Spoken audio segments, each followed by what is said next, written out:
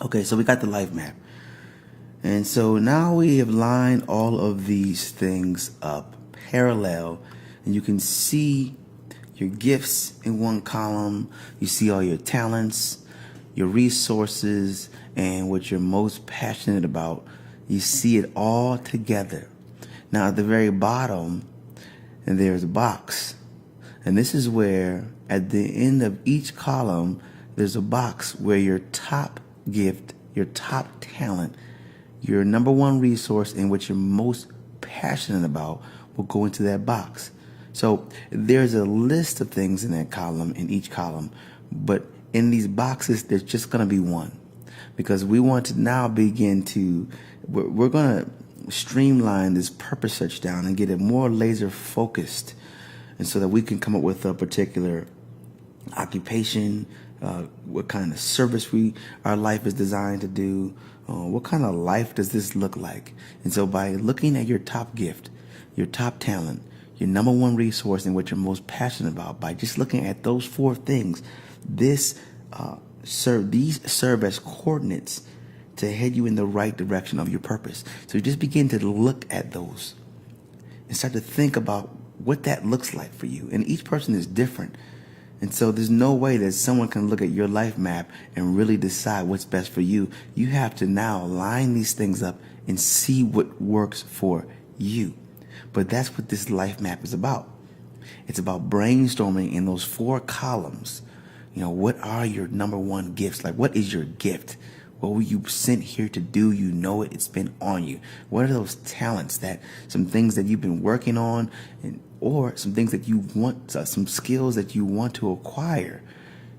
And then your resources, start to look. You got to really dive in there and don't hold back, because whatever you can dream up can become a reality. So whatever is possible, that means whatever you can think of, put it down. And then obviously whatever you're most passionate about, you have in that column. Now we have all four columns lined up. Drop the top gift in that box, the top talent down, the top resource, and now what you're most passionate about. And so for me, my gift, top one was charisma. And so I put it in the box. My top talent was networking and marketing. My top resource was my county, because what I'm doing with my company, I need to be connected to my county, because connecting to my county connects me to not just the county leaders, but the community, right? And also financial resources. So that's big for me.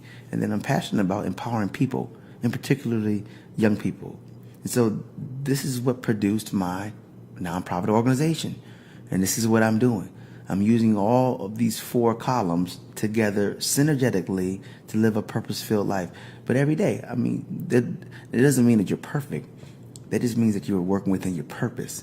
And your purpose is always evolving, so you got to keep your eyes and your heart open for that process. But most importantly, you just have to be on the right path.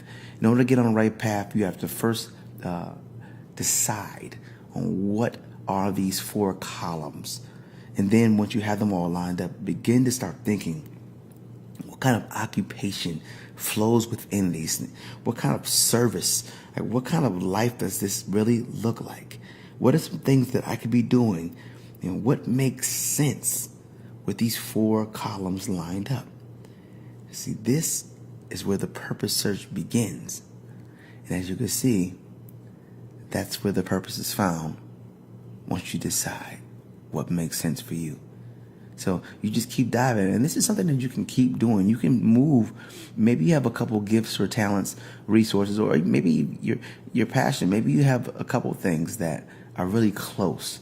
Like one's a 90 and others like an 89. As far as how much you are invested and you have desire for that column. But I would say go ahead and change some things out. You can obviously print this life map up several times. If you want to, you can just write it in pencil. It's up to you. There's no limit to what you can do. But right now, the time is just to get creative. Get creative. Start looking. Start seeking. Start searching. Start moving things around, and just take action. Remember, regardless of the life map, you have to keep taking action. That means thinking, right? And then whatever your gifts are, working on them. Whatever your talents are, working on them. The resources you have, keep working those resources. You know what I mean? And stay driven. And the way you stay driven, the way you stay passionate is to keep yourself influenced with positive things, inspiring things, getting around inspiring people. So you got to make sure you're doing all those things while you're still seeking. All this works cohesively together, as one unit. Your action, is the core foundation for all this to work.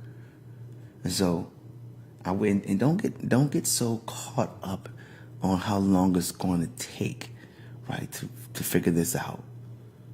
Don't. One of the biggest things I tell people is that don't worry about how long the trip is. Just enjoy the journey. See, because while you're on this journey, there's going to be a couple things that you're going to learn. You're going to see, and you're going to grow, and you're going to fall, and you're going to get up, and you're going to have trials. You're going to have tests. But all this is a learning process. All this becomes a part of your database, and all this becomes part of who you are. So not only will you know what to do and what not to do, but you'll know how to show somebody else, right? So that's what it comes down to. This is your life map. We're purpose searching. Seek and you shall find. So enjoy this journey. Dive in. I'm excited to see where you go.